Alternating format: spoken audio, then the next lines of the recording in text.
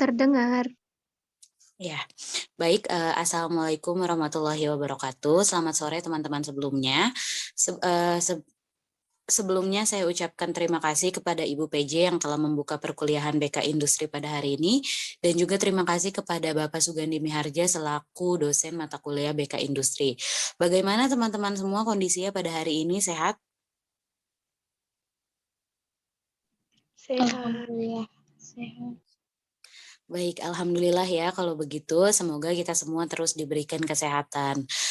Sebelumnya perkenalkan saya Zafira Nurfitriani Hidayat selaku moderator dari kelompok 13 atau kelompok terakhir ya yang beranggotakan 3 orang, yaitu ada Rifa Hazria, Yusni Kurnia, dan saya sendiri. Pada diskusi hari ini kami akan membawakan tema mengenai konflik dalam organisasi. Untuk materi hari ini kita akan menjelaskan 3 materi, yaitu ada konflik organisasi, pertimbangan dan pengambilan keputusan, dan yang terakhir ada kesehatan dan keselamatan kerja. Baik, untuk mengefisiensikan waktu, kita langsung saja ke materi yang pertama, yaitu ada konflik organisasi yang akan disampaikan langsung oleh saya sendiri. Sebelumnya mohon maaf untuk share screen-nya, bisa dilanjut.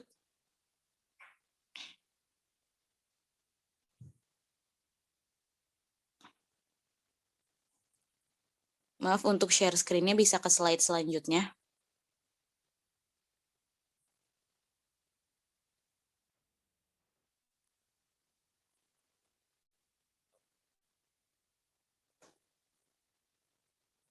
Iya, baik. Yang pertama ada pengertian dan perubahan pandangan yang materi pertama ada pengertian dan perubahan pandangan tentang konflik ya. Jadi individu dan kelompok dalam organisasi mengembangkan keahlian dan pandangan yang berbeda tentang pekerjaan mereka atau pekerjaan kelompok yang lain. Ketika interaksi muncul di antara mereka, maka konflik menjadi potensial untuk muncul. Konflik dalam organisasi dapat memunculkan konsekuensi positif atau negatif. Konsekuensi positifnya adalah mendorong inovasi organisasi, kreativitas, dan adaptasi. Lalu konsekuensi negatifnya adalah organisasi tidak berkembang karena pimpinan terlalu berpuas diri sehingga kurang peka terhadap perubahan faktor lingkungan eksternal. Tidak ada perbedaan pendapat maupun gagasan baru. Konflik yang bersifat disfungsional bahkan dapat menurunkan produktivitas dan menimbulkan ketidakpuasan atau meningkatkan ketegangan dan stres dalam organisasi. Bisa dilanjut ke slide selanjutnya.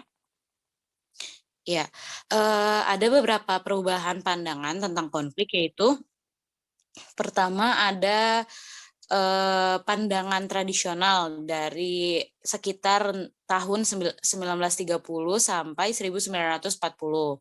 Pandangan tradisional ini menganggap bahwa semua konflik itu berbahaya sehingga harus dihindari. Konflik merupakan hasil disfungsional sebagai akibat buruknya komunikasi, kurangnya keterbukaan dan kepercayaan di antara anggota organisasi, dan kegagalan manajer merespon kebutuhan aspirasi karyawan. Yang kedua ada pandangan aliran hubungan manusiawi, yaitu sekitar akhir tahun 1940 sampai pertengahan tahun 1970. Pandangan aliran hubungan manusiawi ini memandang konflik dilihat sebagai hal yang lumrah dan terjadi secara alami dalam setiap kelompok atau organisasi. Yang terakhir ada pandangan interaksionis. Pandangan interaksionis ini memandang dorongan konflik pada keadaan yang harmonis, karena tidak adanya perbedaan pendapat cenderung menyebabkan organisasi menjadi statis, apatis, dan tidak tanggap terhadap kebutuhan perubahan dan inovasi. Pendekatan ini mendorong pimpinan organisasi selalu mempertahankan tingkat konflik yang optimal agar menumbuhkan semangat dan kreativitas kelompok. Selanjutnya ada jenis-jenis konflik. Bisa di next ke slide selanjutnya. Iya, jenis-jenis konflik ini di dalam konflik itu yang terjadi dalam organisasi dalam batas-batas tertentu diperlukan dalam rangka kemajuan. Dalam organisasi terdapat 2 jenis konflik ya, bisa dilihat. Yang pertama ada konflik fungsional. Konflik fungsional itu berkaitan dengan pertentangan antar kelompok dan bermanfaat bagi peningkatan efektivitas dan prestasi organisasi.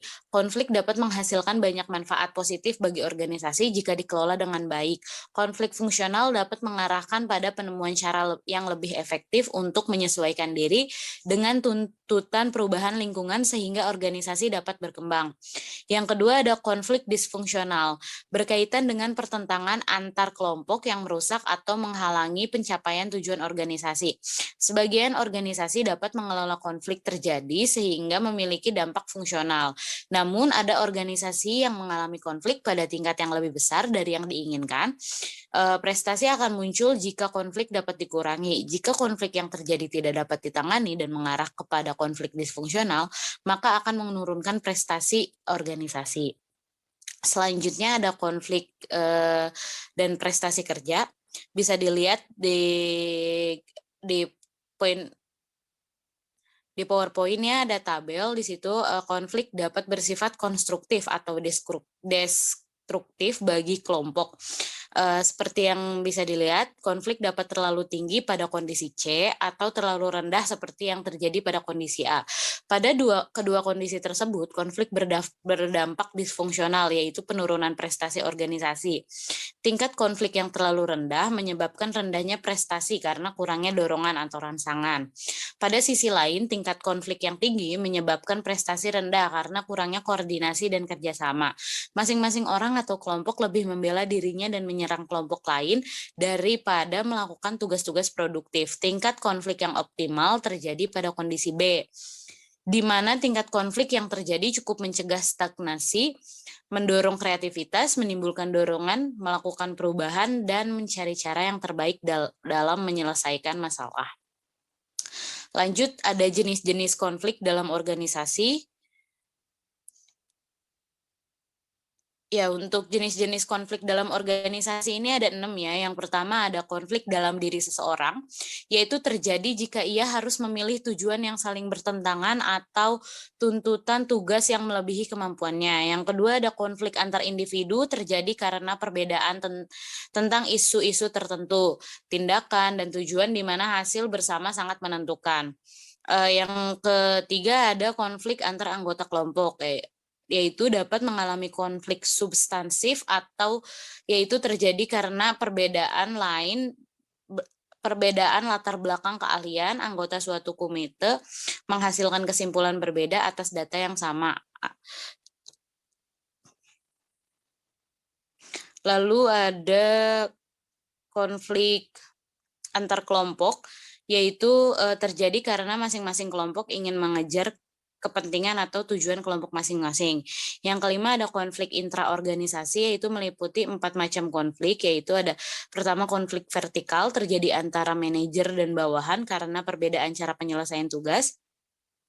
Yang kedua ada konflik horizontal, terjadi antara karyawan atau departemen yang memiliki hierarki yang sama dalam organisasi.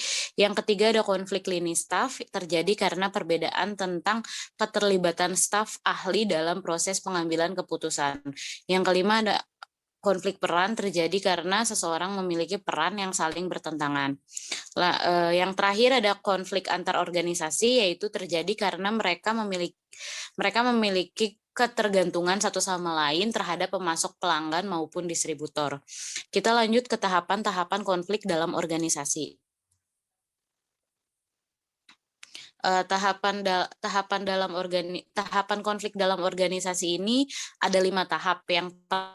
Tahap pertama itu konflik yang bersifat laten, yaitu merupakan konflik yang tidak terjadi seketika, namun potensi bagi munculnya konflik dalam organisasi tetap ada. Karena operasional organisasi, konflik yang terjadi dalam organisasi karena adanya diferensiasi secara vertikal dan horizontal yang mengarah pada pembentukan subunit yang berbeda dengan tujuan yang berbeda. Yang tahap kedua yaitu konflik yang dipersepsikan. Terjadi ketika kelompok atau subunit memiliki persepsi bahwa tujuannya mulai dihalangi oleh tindakan dari kelompok lain. Dalam hal ini, masing-masing kelompok mulai menentukan mengapa konflik muncul dan menganalisis penyebabnya. Pada tahap ini, tingkat konflik meningkat karena masing-masing kelompok berbeda pendapat atas penyebab permasalahan yang muncul. Tahap yang ketiga yaitu konflik yang dirasakan. Kelompok atau kelompok atau subunit yang sedang mengalami konflik dengan cepat mengembangkan tanggapan emosional ke arah satu sama lain, terutama subunit yang memiliki hubungan dekat dan mengembangkan pertentangan secara mental dan menyalahkan subunit lain. Pada saat konflik meningkat, kerjasama antar kelompok menurun sehingga menurunkan efektivitas organisasi. Jika konflik tidak segera diatasi, akan cepat naik ke tahapan berikutnya.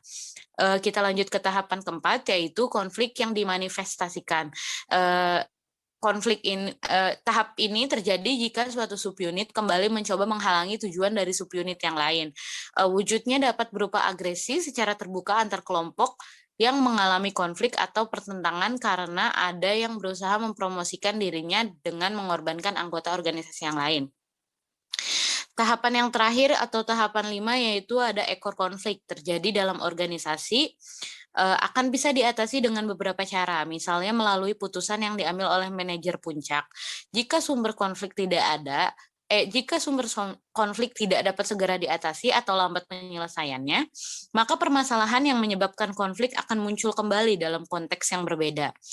Setiap tahapan konflik dapat menimbulkan suatu ekor konflik yang berpengaruh terhadap cara masing-masing kelompok bereaksi menanggapi konflik yang mungkin akan dapat terjadi lagi.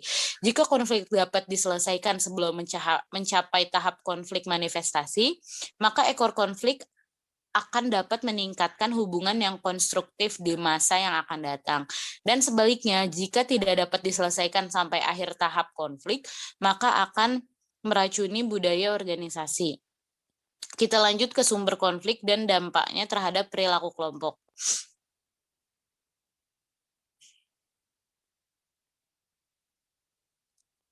Iya.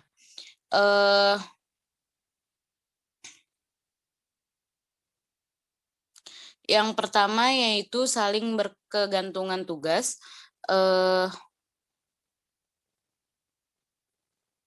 Saling ketergantungan tugas terjadi jika dua atau lebih kelompok tergantung dengan kelompok yang lain dalam menyelesaikan tugasnya. Masing-masing kelompok mengembangkan suatu keinginan untuk memperoleh otonomi dan mengejar tujuan masing-masing sehingga menyebabkan terjadinya konflik. Potensi meningkat konflik tergantung dari kadar sejauh mana ketergantungan tersebut.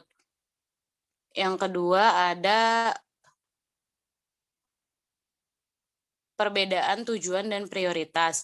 Perbedaan tujuan dan prioritas masing-masing subunit mempengaruhi cara mereka mengejar tujuan yang kadang bertentangan. Yang ketiga ada faktor birokratif atau lini staff, yaitu konflik antara fungsi atau wewenang garis dan staf. Orang yang berada pada fungsi lini menganggap dirinya sebagai sumber organisasi yang menentukan dan orang fungsi staf sebagai pemain kedua. Hal ini dapat menimbulkan adanya konflik dalam organisasi. Yang keempat ada kriteria penilaian prestasi yang saling bertentangan, yaitu konflik antar subunit dalam organisasi tidak disebabkan karena tujuan yang saling bertentangan, tapi karena cara organisasi dalam menilai prestasi yang dikaitkan dengan perolehan imbalan membawanya ke dalam konflik. Yang kelima ada persaingan terhadap sumber daya langka yaitu dalam memperebutkan sumber daya tidak akan menimbulkan konflik jika sumber daya yang tersedia melimpah, sehingga masing-masing subunit mendapatkan porsi sesuai kebutuhannya. Sumber daya yang paling sering menimbulkan konflik adalah sumber daya keuangan. Yang terakhir ada sikap menang kalah, yaitu sejumlah kondisi yang memungkinkan terjadinya sikap menang kalah adalah yang pertama jika satu kelompok hanya mengejar kepentingannya saja, yang kedua jika suatu kelompok berusaha untuk meningkatkan kekuasaan posisinya, yang ketiga jika suatu kelompok menggunakan ancaman untuk mencapai tujuannya, yang keempat, jika suatu kelompok berusaha mengeksploitasi kelompok lain, dan yang kelima, jika suatu kelompok mengisolasi kelompok lain. Sedangkan dampak konflik antar kelompok terhadap perilaku kelompok dapat dianalisis dalam hal terjadinya perubahan perilaku. Yang pertama, perubahan perilaku intern dalam kelompok itu sendiri. Kedua, perubahan yang terjadi di antara kelompok. Selanjutnya, mengelola konflik. Ya, mengelola konflik itu yang pertama ada strategi penghindaran bisa dilakukan dengan cara yang pertama mengabaikan konflik. Jadi jika ada konflik yang terjadi tidak begitu berat dan tidak berbahaya, manajer dapat mengabaikannya seolah-olah tidak terjadi konflik. Strategi ini efektif jika situasi konflik tidak memburuk. Yang kedua ada pemisahan secara fisik. Jika kelompok yang bermusuhan secara fisik dipisahkan, maka permusuhan dan agresi terbuka dapat dikurangi. Namun jika kelompok yang dipisahkan memerlukan interaksi dalam menjalankan tugasnya, strategi ini menjadi tidak efektif. Yang kedua ada strategi intervensi kekuasaan, yaitu jika kelompok yang mengalami konflik tidak dapat menyelesaikan konflik di antara mereka masing-masing, pimpinan dapat menggunakan beberapa bentuk penggunaan kekuasaan, yaitu seperti menggunakan perintah otoritatif atau manuver politik. Yang ketiga ada strategi penggembosan, yaitu berusaha mengurangi tingkat emosional dan kemarahan dari pihak yang sedang konflik. Ada 3 strategi penggembosan yang dapat digunakan, yaitu pertama ada pelunakan, yang kedua ada kompromi, dan yang ketiga ada mengidentifikasi musuh bersama. Yang terakhir ada strategi resolusi, yaitu merupakan cara yang paling efektif untuk menanggulangi konflik. Caranya adalah dengan mengidentifikasi dan memecahkan sumber penyebab timbulnya konflik. 4 jenis strategi yang digunakan adalah yang pertama interaksi antar kelompok, yang kedua tujuan yang lebih tinggi, yang ketiga penyelesaian masalah, dan yang keempat mengubah struktur. Kita lanjut ke menciptakan konflik fungsional. Sejalan dengan meningkatnya konflik, orang-orang dalam organisasi akan mengalami dorongan atau motivasi yang lebih kuat untuk meningkatkan prestasinya. Ada beberapa metode yang dapat digunakan untuk menciptakan konflik fungsional di dalam organisasi, yaitu yang pertama ada menciptakan persaingan. Lingkungan bersaing dapat diciptakan dengan menawarkan imbalan kepada individu atau kelompok yang mencapai prestasi terbaik. Hal tersebut dapat menciptakan persaingan yang sehat dan dapat memberikan sumbangan terhadap konflik fungsional. Yang kedua ada mengubah struktur organisasi. Tingkat konflik yang tinggi umumnya terjadi jika kelompoknya kecil dan sangat spesialis. Membagi kelompok besar ke dalam kelompok subspesialis misalnya akan menciptakan situasi yang kondusif bagi konflik sepanjang masing-masing kelompok bersaing demi meningkatkan prestasi masing-masing. Yang terakhir ada mendatangkan ahli dari luar, yaitu kebijakan promosi dari dalam cenderung menyebabkan manajer baru hanya mengikuti pola manajer lama dan tidak mengembangkan gagasan baru. Mendatangkan ahli dari luar akan menciptakan suasana baru